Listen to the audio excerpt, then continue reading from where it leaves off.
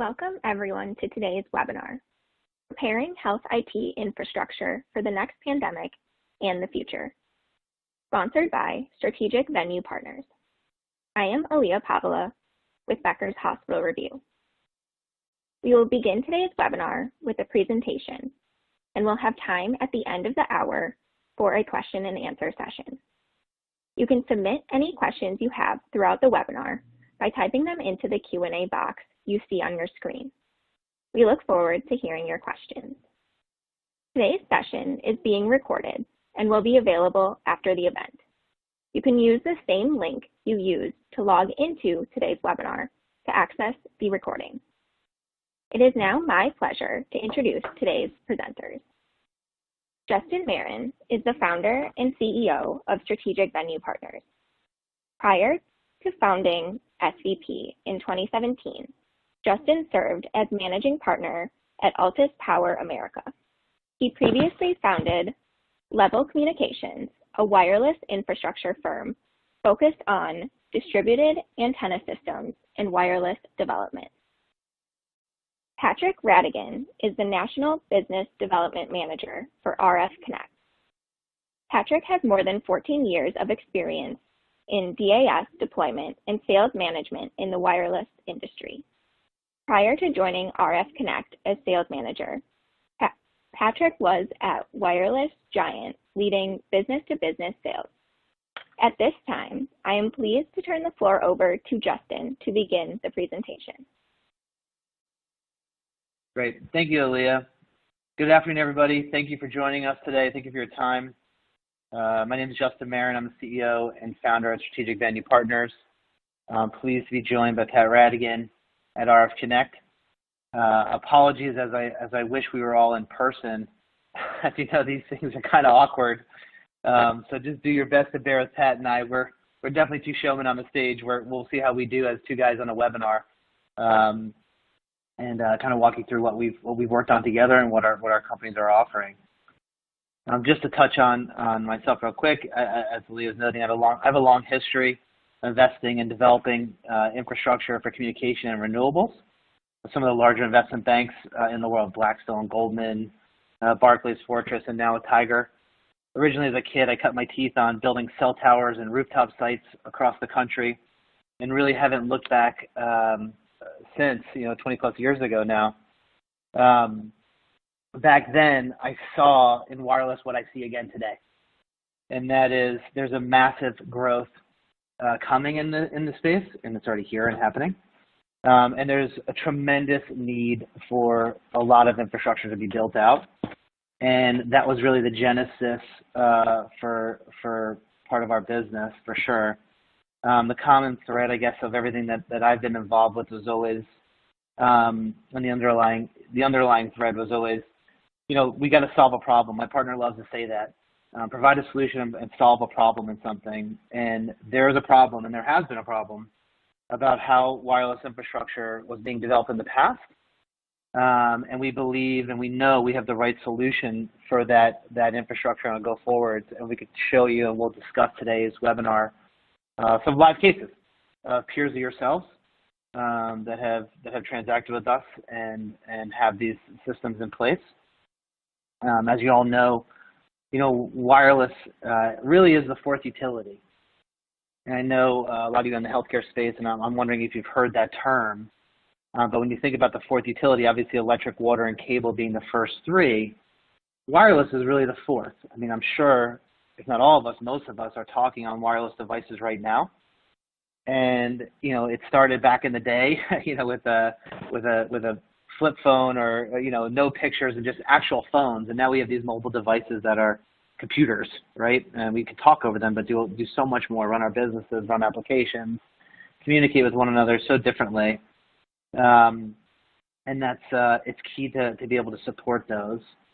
Let me give a quick flyover on SVP and then at Strategic Venue Partners, and then I'll turn it over to Pat to introduce himself and RF Connect, and then we'll get into it. At SVP, we're delivering on a demand-driven opportunity for critical infrastructure in the underserved enterprise market, specifically healthcare, hospitality, education.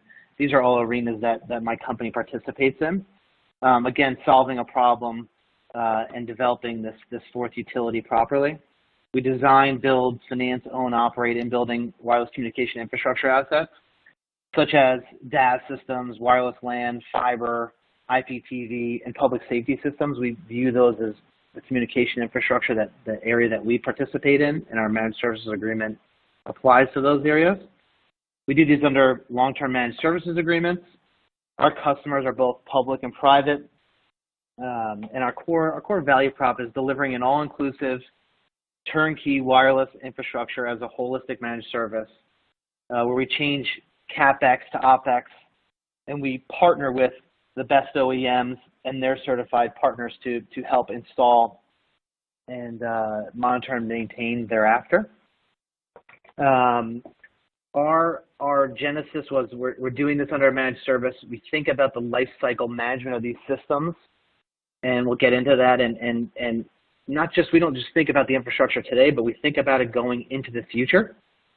Our offering is independent of wireless carriers. And so meaning we say we're going to build it today, we build it today, and partner with you, the healthcare providers, to get that done. We have an extensive experience within our leadership team. They've been doing it for cumulatively 60-odd years. And really, we provide a consistent, high-quality self-performance, throughout all these systems, and monitor and maintain them so it's full turnkey, and really get you guys focused back on your core business. And so with that being said, let me turn this over to my colleague, Patrick. Why don't you give a quick introduction on yourself and RF Connect, and then we'll get into what we're doing here today. All right, fantastic. Thanks, Justin. Thanks, Aaliyah, for the introduction. My name is Patrick Radigan. I'm with RF Connect. I'm the National Business Development Manager for our organization, or one of the business development managers. Quick story on RF Connect. We've been around for about 16 years. I've been with them for 14 years. And in the world of distributed antenna systems, that's multiple lifetimes. And that says great things on its own about RF Connect as an organization. You know, we're trusted, we're vested, and we have been around a long time and have had lifelong clients for me within the organization that we support. Myself, in the background, prior to selling distributed antenna systems and supporting companies in this way, I sold cell phones and I needed the service. And that's essentially how I got into the business. I thought it was a great fit, and it's definitely aiding and abetting the growth of wireless and wireless use within buildings and facilities. And it's only become, to Justin's point, it's only become more prevalent as we look down the road towards the CBRS and the 5Gs and beyond, and the new technologies that are coming. RF Connect is an entity. We believe in round peg, round hole, right? We do not try to jam something in to make it fit or to make a sale, right? We generally try to take the approach of best practice for you as a client, best practice for you in the future. We can cover everything from BYOD to single carrier to public safety, all on a single system. We've actually done those type of deployments with Justin, and as he mentioned, we can talk about those more as we go along. Real world examples are fantastic to point to, and we can chat about what we dealt with in those instances. As an entity, we do everything ourselves, right? The only thing we don't do is pull cable, but apart from that, we design, engineer all of the products on all of the solutions ourselves in-house. Our solutions can cover all of the different major OEMs. Again, we try to meld around your solution and not try to make it anything. So we're certified and approved by all of the major OEMs, some of the peripheral OEMs as well, because every job may be a little bit different. We tend to focus on the customer, focus on the end solution, and together as a team, we come up with an option. So we'll work with you, we'll work with your install partners if need be, and we work with SVP to determine the best solutions for it. Lastly, I'll say for today's environment, we are a CBRS specialist. We've got whole teams focused on the 5G, IoT, and the future. And then we can deal with upcoming items like FirstNet compliance, public safety compliance over and above generic cellular, and I think that's definitely important. And then the biggest piece of the equation sometimes is getting folks onto a system, and between Justin and I, we've got some great applications for that. So that's the quick elevator pitch on us, and we can jump right in if that works, Justin. Yep, thanks, Pat. And we have in our sign-up sheet, we had some discussion points that we were going to cover with the group here. For all you on the phone, we're happy to give you this deck. Just email us and contact the folks here, and we can get you a deck about what we do and how we do it. So without further ado, some of the discussion points. Wireless connectivity is mission critical infrastructure for modern healthcare venues, and obviously in light of the pandemic we're dealing with now, it's even more so. Hospitals are overrun, people need to be connecting with one another, and that's just happening. The legacy way of building and funding wireless infrastructure is just not effective anymore. It wasn't never really effective. From a healthcare perspective, you really were faced with a CapEx situation only. And in our case, whereas in everything in healthcare was predominantly subbed out as a managed service. You think about your management systems all the way down to your linens. Everything is a service in healthcare. My view and our view is always that communication infrastructure should be treated as such, no different than I'm sure all of you on the phone from the healthcare side have Epic, right? It seems to be the largest one out there. We think your distributed antenna systems, your public safety systems, all these evolving infrastructure should be treated similarly, where there's a long life cycle management to the process. And thinking of that, and I don't know if he's on the phone, but there was a CIO at the largest healthcare provider out there in the U.S. And he said something interesting when we met. He said at his firm, at his company, they keep installing static solutions in dynamic environments. Meaning they kept buying and putting systems into hospitals and then going to the next one, while the environment in the hospital and the communication infrastructure kept changing. And then they had to circle back and build them out again and build them out again. There wasn't really a proper plan put in place. And what we had designed was really installing dynamic solutions in dynamic environments. And we'll get into that about how we view the world today, and then how we view the world going on a go forwards, and include all the upgrades as part of our offering. We'll talk about the benefits of a fully integrated in building system, including 5G and CBRS, and Pat will jump into that. We'll talk about how to enable modern connectivity with confidence in a network that's stable, scalable, and secure, and how we do that, and of course the advantages of taking your core equity, your substantial capital expenditures, which constantly is being utilized and put into these systems every few years, as well as having to staff and monitor and maintain it, and turning those really into a fixed operating cost, and de-risking all the future technology upgrades that come with it, and keeping that seamless. So when we think about the solutions for an evolving industry, the historical trends have not really been favorable from a healthcare perspective as far as the carriers are concerned.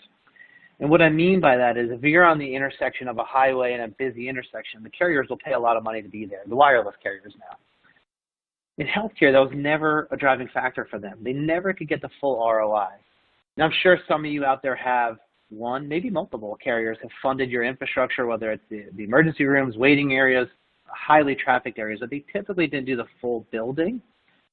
And it was always dependent upon their schedule and what they wanted necessarily for themselves, not what the overall best interest was of the healthcare provider themselves. When we think about the enterprise market and really as it relates to healthcare, there's this massive misalignment and underdevelopment that has occurred and needs to be corrected. And the carriers can't fund that all.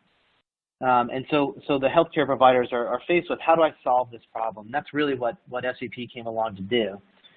We sat down and said, how are you thinking about your future infrastructure? How should we think about it with you? What's our best offering solution to you? And that's what we came up with. And we've been very successful with large national healthcare providers, with the largest gaming and hotel resorts, casino people, the largest retail owners in the United States. We'll get into all that. But our offering really aligned our interest and their interest, and it wasn't competitive.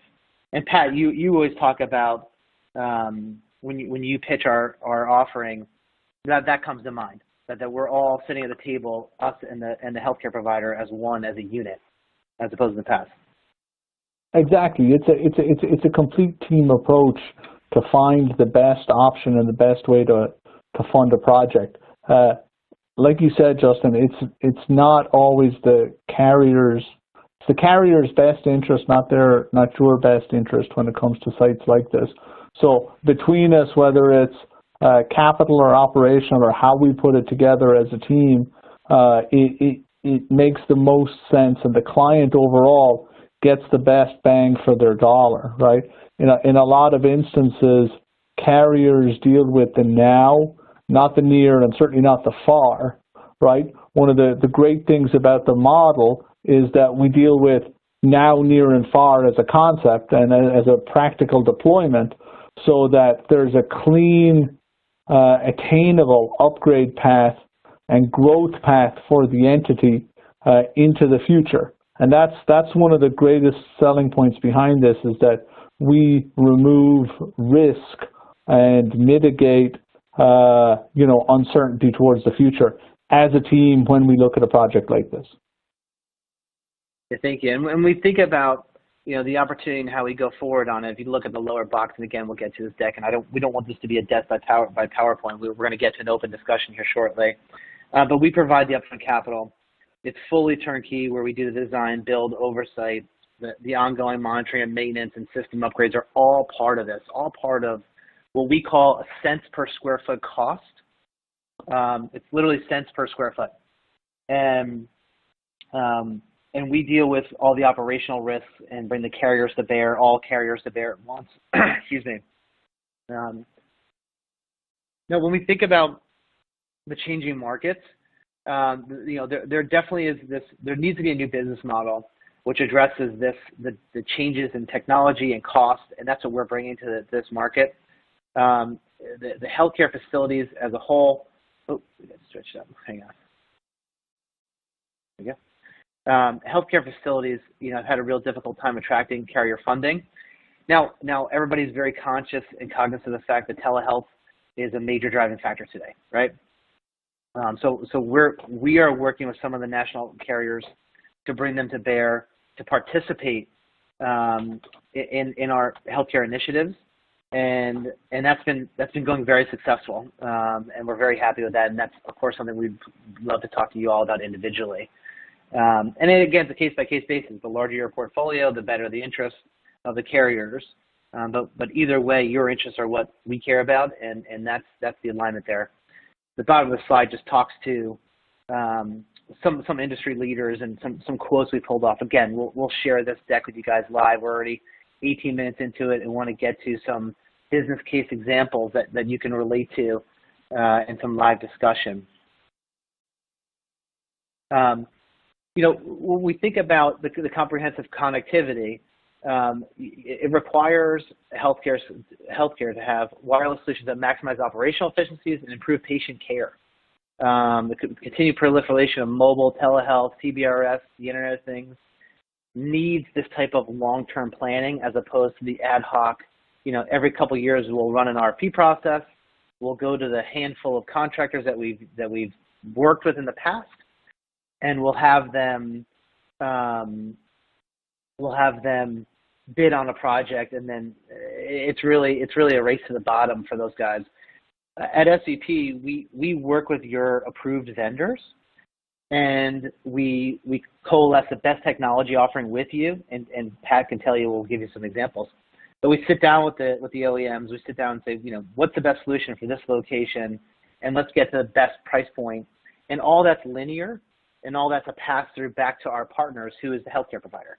I mean, we're long-term partners of yours, and everything we do is very transparent. Some of our healthcare partners have said to us, we've never seen anything like this, and we literally should pull you. Not that it's relevant to you, but we want people to be overly comfortable with us as a partner, and honesty and integrity, and having you be able to look at our numbers and how we see the world, and how we see the world not today, but going into the future, makes all the difference in the world, and has gotten us business with, some small regional healthcare providers and some large international businesses. and that's something that we pride ourselves on, and we'll do with you. When we think about how you unlock the value for this, we partner with you closely to collaborate on deployment of this critical infrastructure. We're beginning to show you how the modern connectivity can build confidence in your network, that's scalable and stable with 5G and CBRS. You're all on this phone because I don't need to tell you the benefits of telehealth or IoT enablement or IPTV. All of these, and of course, AI, that's all going to be a major push in healthcare, and is really going to require infrastructure to support this type of resource, as well as all not just internal communication of, you think about your own operating systems with the healthcare, from every bed via geofence to every pump to wheelchairs, and then you have obviously the doctors and the nurses communicating and utilizing your management systems and their own personal communication, and all the way down to the patients and their experience.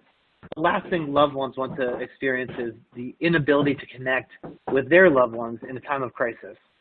And so we've had healthcare providers come to us saying, look, that's one of our main driving factors, if not the most main driving factor, is we want to ensure the happiness and satisfaction of our patients who come see us, and the ability for them to communicate back outward. This is just a slide on mobile traffic trends, and it just points you to two things. One is, no one realizes this, but 80-odd% of all mobile phone traffic and data originates indoors. It starts indoors. And so that is a big driver of why you need to have this built out.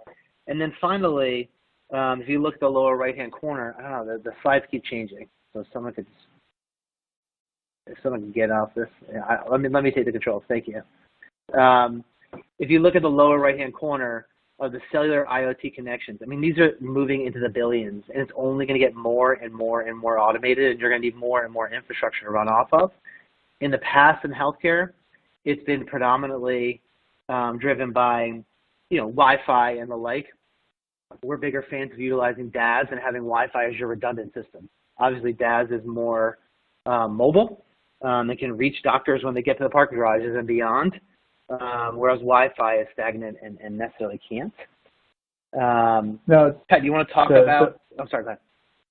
Yeah, I was going to say the only thing on that is that if we look at the future technologies and new things that are coming down the pipe, if we look at CBRS and private networks for the hospital, Justin and I are working on some projects right now where we're looking at doing a private LTE network for the healthcare provider, so that once the employees are on the grounds, they're on a private network, they're able to transition between inside, outside parking garages, and they're able to hold a secure call or data session while being mobile within a facility on a private network. So, a solution that's faster, better, and stronger and far more secure than Wi-Fi for healthcare within that space. And we can talk more about that as we go along, but that's one of the big things that's exciting as we look at new technologies over and above Wi-Fi and over and above DAS, but utilizing that infrastructure to roll out a solution like that in the space. Yeah. Ted, do you want to talk about wireless for healthcare? Yes, sir. Yeah, thank you. So on the wireless for healthcare, what we see for clients is a move towards a holistic type of solution that is going to basically provide an opportunity for everything to be on a single network and a single platform. So we call it almost like a mobile first enterprise, which includes network convergence, private cellular, and a smart hospital. So within that, we basically support everything from a friendly IT transport for all of the different types of technologies that are in there. In a solution that we would deploy, we would have something that's close to 5G ready as possible. Now, 5G is still somewhat dark and mysterious, even to those of us that are in the business, in that we still haven't nailed down exactly how it's going to roll out. But what we do know is it needs fiber and power. One of the biggest things that and in the interest of fiber and power, we make sure that we have a robust fiber infrastructure with strands available for us and for you, right? And we have enough power in the form of digital electricity or hardwired so that you can basically upgrade these things in the future without any issue. One of the biggest drivers that we see within that is the concept of edge computing, right? And having that connectivity closer to the user. And that's really the key, right, is how close can we get to that user? And with an edge compute type deployment, we can accomplish that. And then we set everything up so that it's CRAN ready, in that it's as close to a localized network as you can get.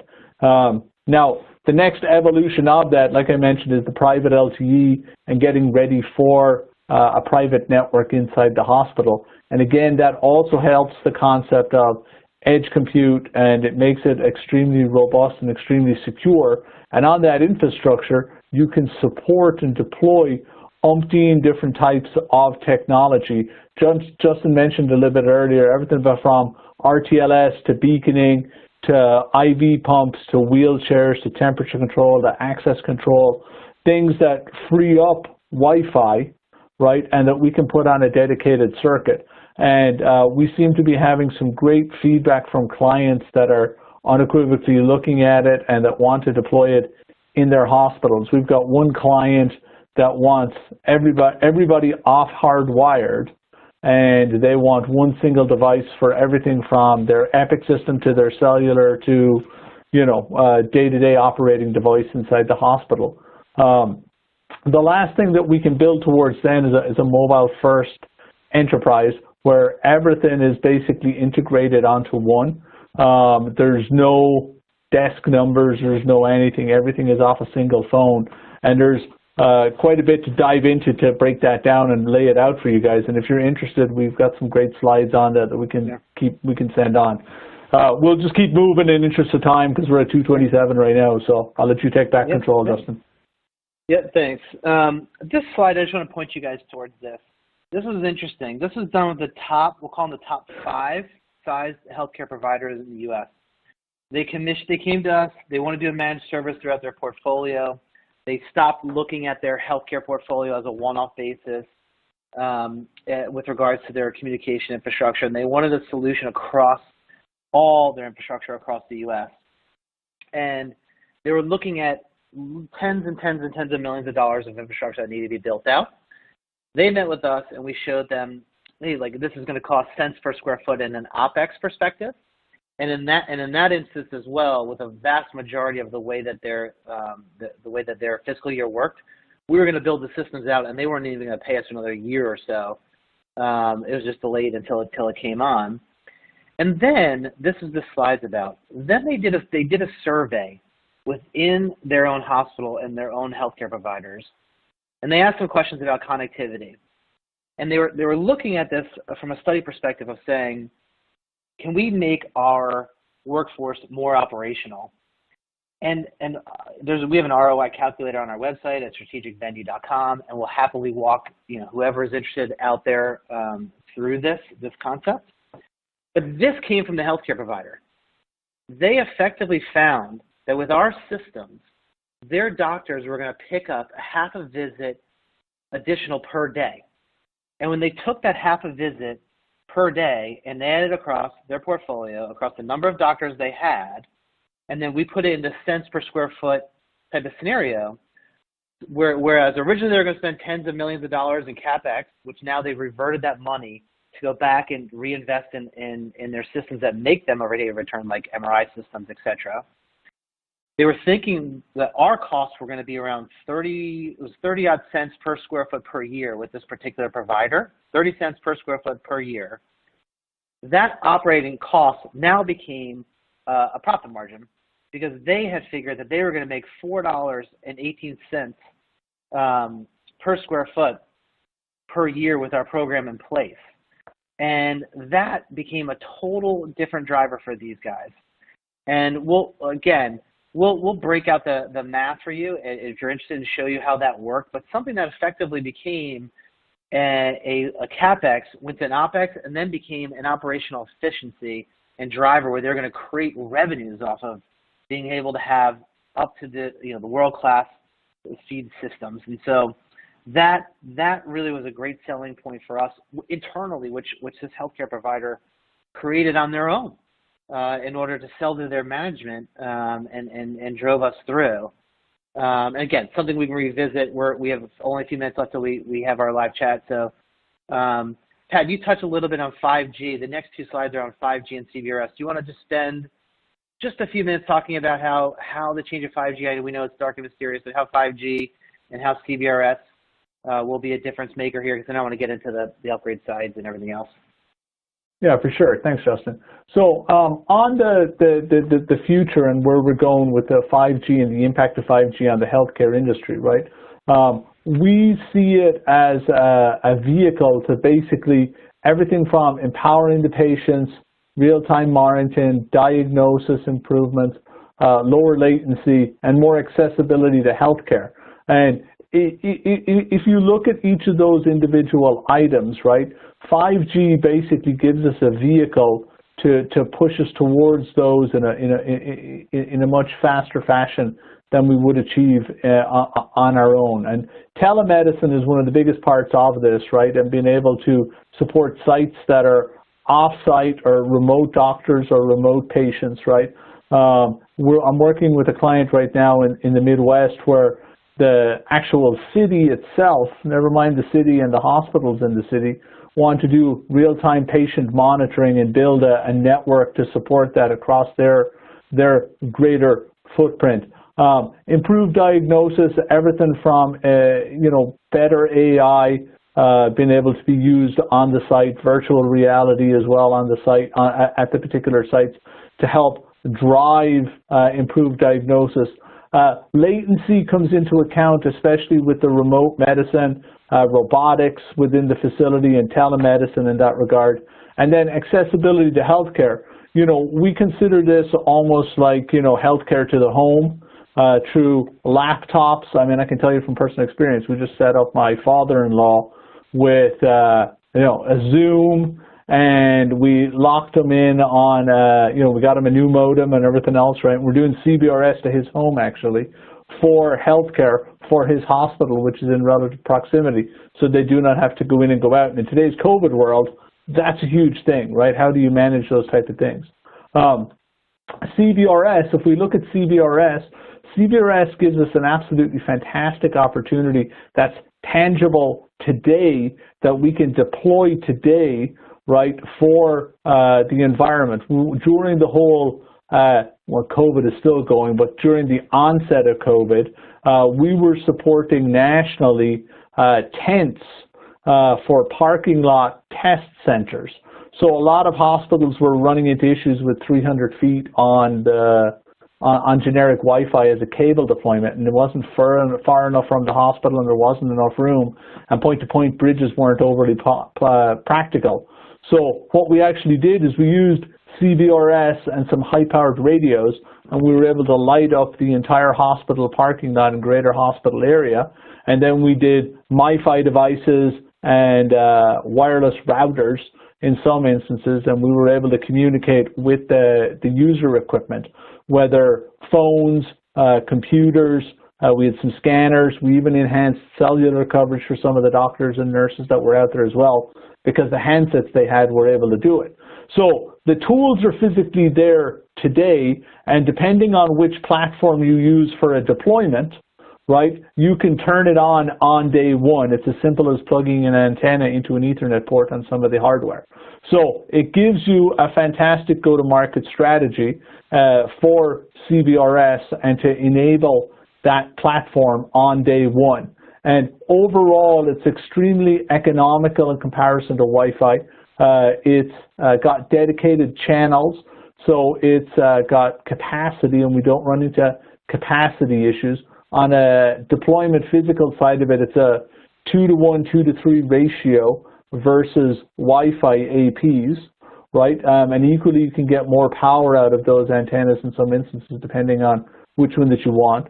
it is more secure, right? The way I explain that to people is that LTE has never been hacked. If you think of it in those terms, that's how secure this is, okay?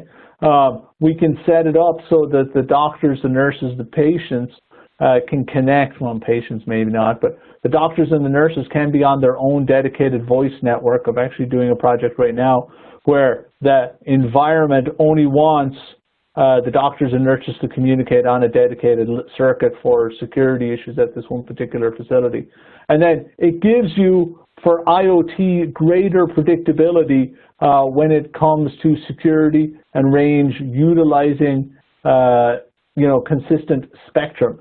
So overall, you get to be your own master and commander. And one of the last things I'll mention is that with healthcare, there's visibility to your network all the way through.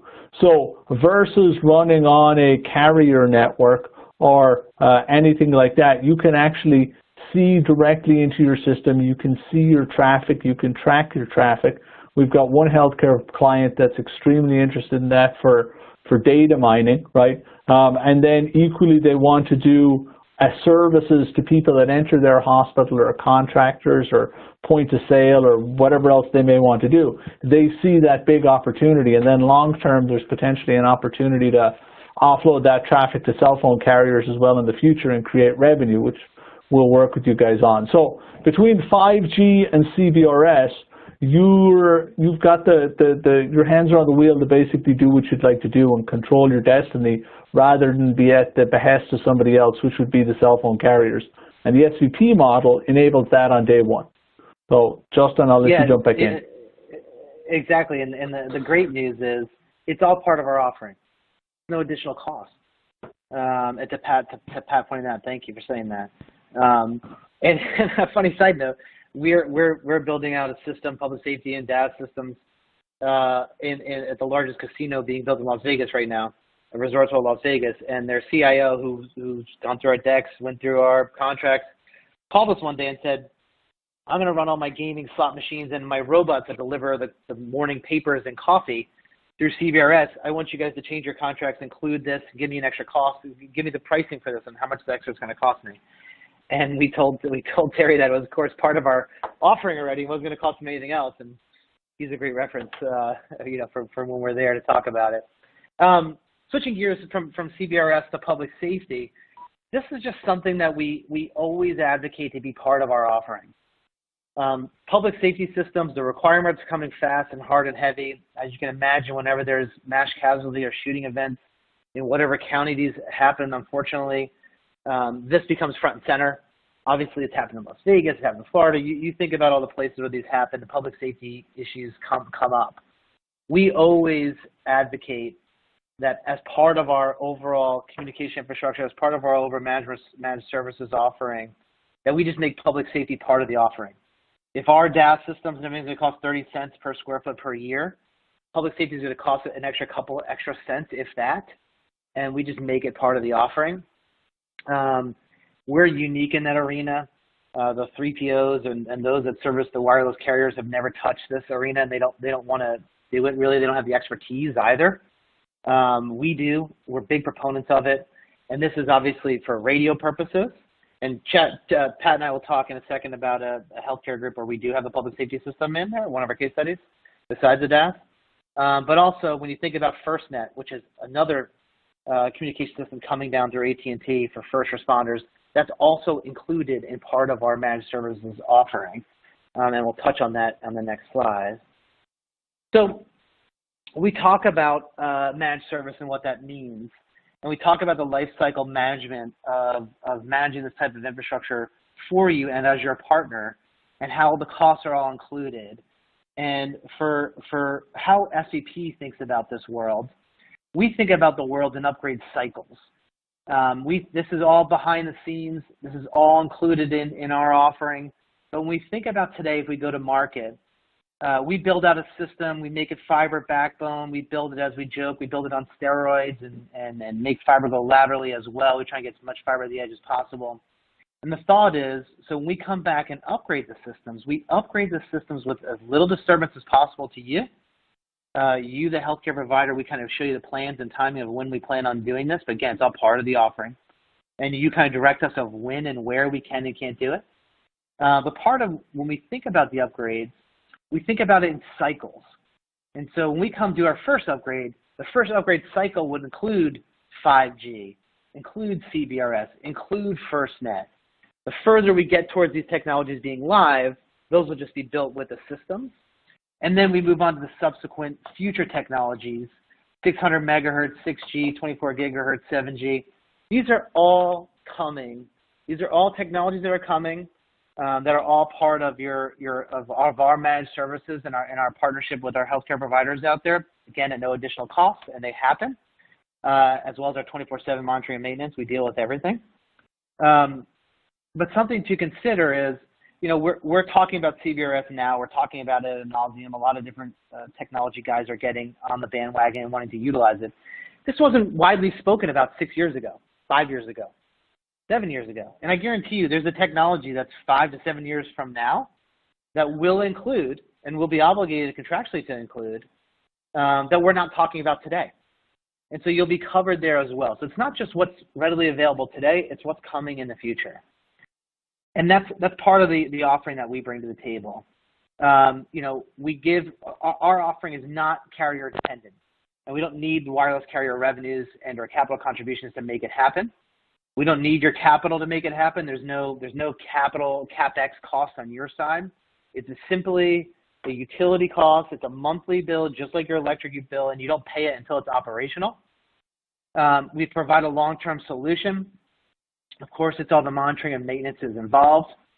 Something to note that where and when we can create a capital infusion from the wireless carriers, whether it's a check from the wireless carriers and or a check and rent, we pass through the vast majority of that to you. We pass through over 90% of that to you because you're our partner, and that money should go your way. There's other models in the market where these, we'll call them marketers and 3POs, they effectively just lock up your properties, they get exclusivity of it, they turn around and market to the wireless carriers, they mark up the projects themselves, they keep that profit margin, and then they keep the vast majority of rents and all the capital contributions. That's not what we do. We are the exact opposite. When we came to market and we put an offer forward, the driving factors were, what's the solution that's needed right now for healthcare? It's got to be date certain. If we say we're going to start building on August 1st, we're going to start building on August 1st. It's got to have all the wireless carriers involved. If we say we're bringing all the wireless carriers are coming, and you're not paying until all the wireless carriers are there. It's got to include all the upgrades because there's technologies that are going to change, and you should not have to worry about that or think about that. And so we're going to upgrade these systems seamlessly at no additional cost to you. And of course you have, and of course it has 24/7, 365 monitoring and maintenance. We have a client that Pat and I are going to talk about in a second that we have a 4-hour response time. System goes down, we have people on site within 4 hours. And this is at all their locations, not their main centrally urban located location, if you will. And that's something that we provide to them. And so these are just some of the benefits that we bring to the table. Just quickly, I wanted to talk about some case studies. And so we're not just talking about our offering and why it's so different. I really wanted to get Pat's perspective of somebody who's out in the market who was selling to hospitals these type of systems, selling them on a one-off basis, and then came to us, partnered with us, and then these specific hospitals saw the benefits of what we bring to the table, of many, and then they wanted to trade with us. So, Pat, do you want to just quickly talk about? We'll talk about Rush. We'll talk about Parkview's portfolio. Yeah, fantastic. Thanks, Justin. So yeah, we worked with, as Justin mentioned, we work with the various different markets and various different partners on developing opportunities. And we were introduced to both the folks at Rush and the folks at Parkview with the challenge of basically alleviating poor RF in the sites for cellular and for public safety. And then we had to have an eye on the future as well. So once we got into the designing and the engineering of those solutions, one of the big roadblocks we ran into in both of those instances was capital, right? People have got a preconceived notion of how much they think this stuff should cost, and sometimes preconceived notions and real world costs are two completely different things. And some of that is legacy, some of that is incorrect messaging that's in the marketplace. So what we did is we ran up against an impediment, right, which is, hey, we don't have this budgeted, but we still need to do it, right? And even for today's world, post-COVID, everyone still has the same problems, and how do you address those problems? Well, the SVP model enabled us to basically address those problems for the client. So in both of these instances, we basically deployed carrier-neutral solutions which supported all of the cell phone carriers on day one at both of those sets of sites. And then at Parkview, we also included public safety radios. We did 150 megahertz, 450 megahertz, and 800 megahertz radios. So state, police, fire, and then house radios, and then some rural radios that they had to do for fire and police because they didn't. Go ahead. Pat, if I may interject, at those places, we actually even acquired those systems too. At least at Parkview, if I think about it correctly. Right. Correct. We bought that That's existing infrastructure. Right. Correct, yeah. At Parkview Healthcare, there was an old legacy system. So part of the service is that we did an audit of it, determined that some of that equipment and infrastructure was reusable. And what that ended up doing for us is basically softening that cost per square foot number because we didn't have to pull and install new infrastructure.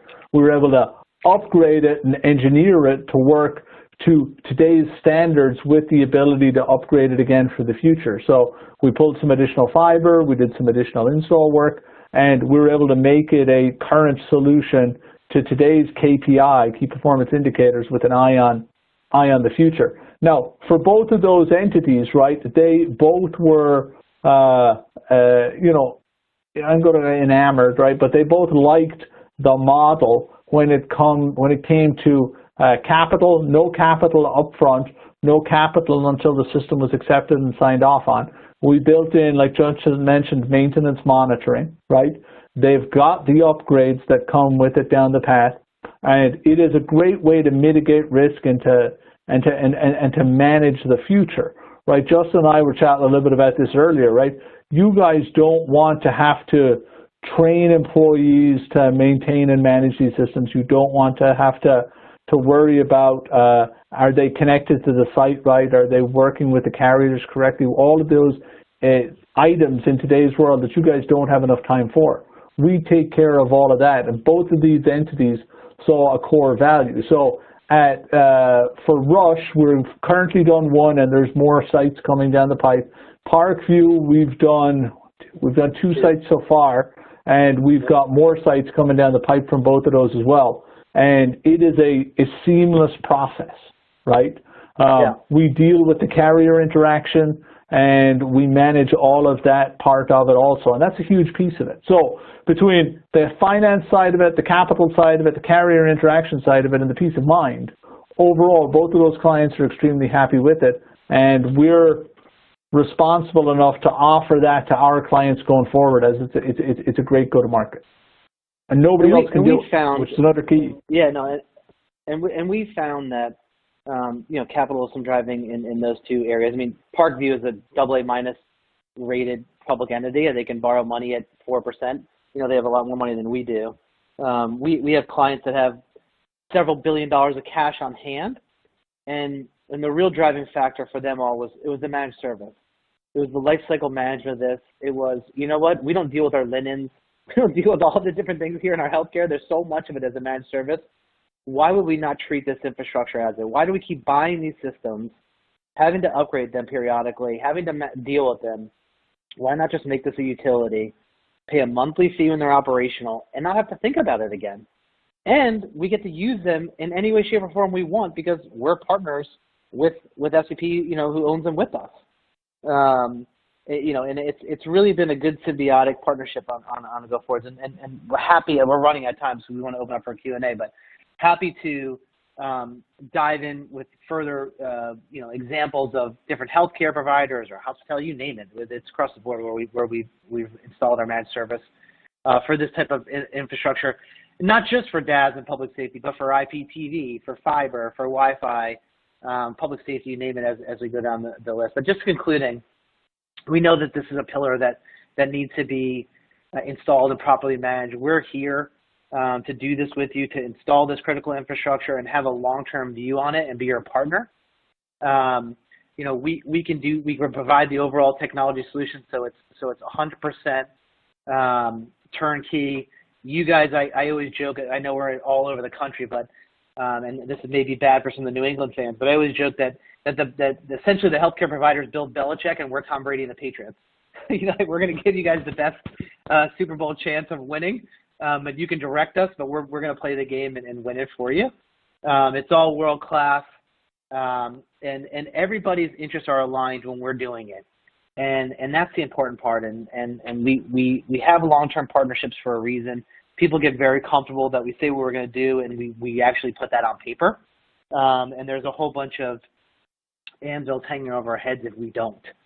And so that, we're concluding there. I know I'm getting a lot of emails here about questions to wrap up. So we'll wrap up there, Aaliyah, Keely, and team, and open the floor up for questions. And thank you guys for joining. And we'd love to connect with all you individually afterwards and understand what you're looking to accomplish and how we can help you. Thank you, Justin and Patrick, for that fantastic discussion. We will now begin today's question and answer session. Please submit any questions you have by typing them into the Q&A box you see on your dashboard. We will try to get through as many questions as we have time for today. So I will jump to the first question, which is, what is the typical implementation process and timeline? Yeah, thank you. So it depends upon the healthcare, the hospital itself. Is it brand new? Is it under construction? Is it existing? Our average time frame is 6 months. We have some that have been shorter, and we have some that are up to 12 months. Working in and around the hospital. Obviously, when you take into account, for example, with Parkview, we were building Parkview Main Medical Center, and had to move some of our guys around just because of the pandemic. But on average, it's about 6 months. Yeah, this is Pat. I mean, the driving factor on any install is basically there's two parts of it. There's site access and how readily we can get on site, and are we second or third shift, or is it green space or whatever it may be. And then the other part of it is getting the carriers onto the sales system as well, and dealing with their cycle. So there's two parts to it, but overall, to Justin's point, your median plus or minus 1 million square feet is 6-month window with adequate access, and then if it goes long, 9 to 12 months, depending on access and the carriers.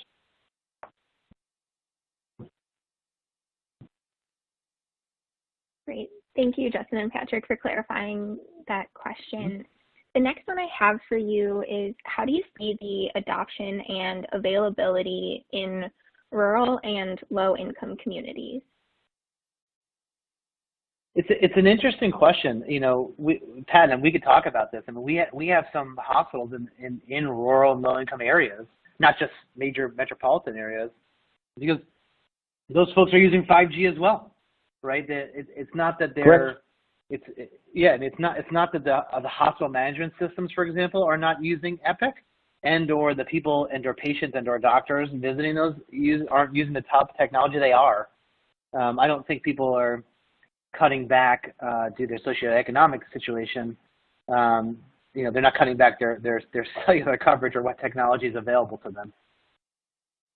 Correct. Yeah, 100%. The problems persist and maintain, right?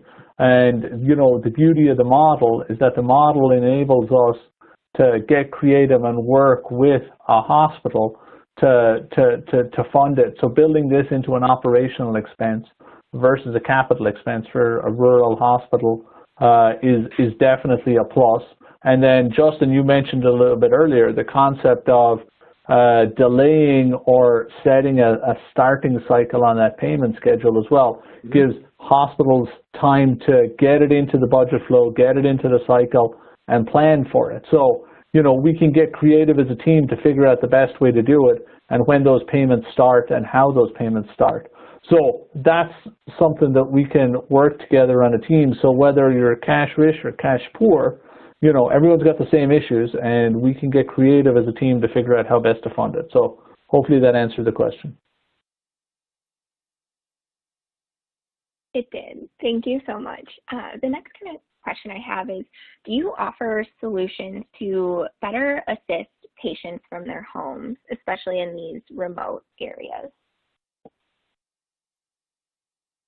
Yeah, So, that's really, go ahead, Pat. You go, no, go. I was going to say that's kind of like a big picture question, right? So there's potentially ways to do that and utilize, or to address that, utilizing technologies like CBRS and utilizing private LTE and availing of the carrier network to do that. So I hate to say I was just part of a webinar on this, but I was just part of a webinar on this not too long ago.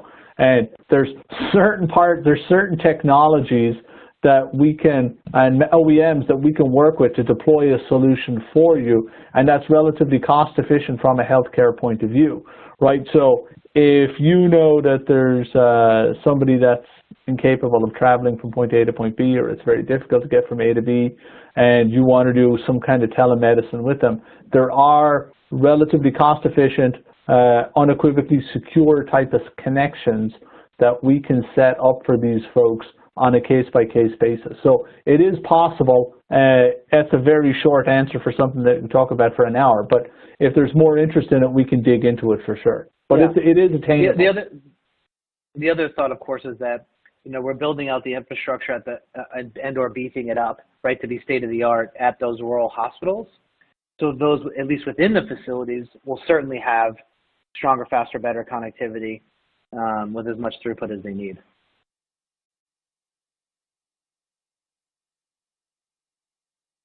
Thank you both. What else you got, Leah? So much for that. Yeah. The next one is, how long are your typical contracts? Yeah. So our contracts have an initial term of 10 years with 2-5 auto renewals.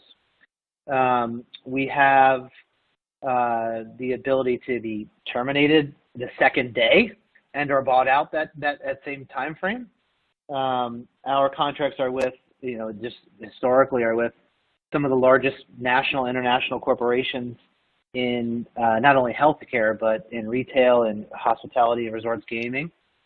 And they've passed the stink test, so to speak, with the top law firms in the world.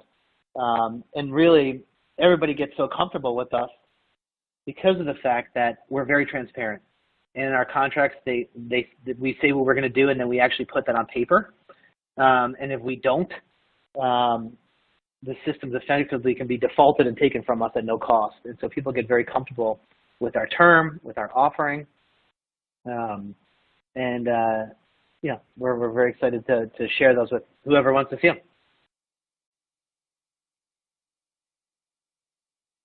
Thanks for clarifying that. The next question I have is, what lessons will the healthcare industry, specifically its technology administrators, take from this COVID crisis that will help prepare them better for the future? And then subsequently, how can SVP help in this regard? Sure. So I don't want to preach to the choir because the choir is listening. But effectively, I've been called by a lot of CIOs, a lot of directors of IT out there, saying, you were right. Like we need to beef up our communication infrastructure. We're definitely doing it. We're doing it with you guys. We're doing it in this manner, so that way we know that going into the future, we're going to always be covered. Now, of course, when your ICUs are overflowing with people, it's not the ideal time to be ripping out walls and ceilings and doing construction work in there. But now that obviously it's spiking in Texas and Florida, but in other parts of the country where the pandemic has slowed, we're back in there, either re-engaged and/or engaged to build out this infrastructure. So this never becomes an issue on a go forwards.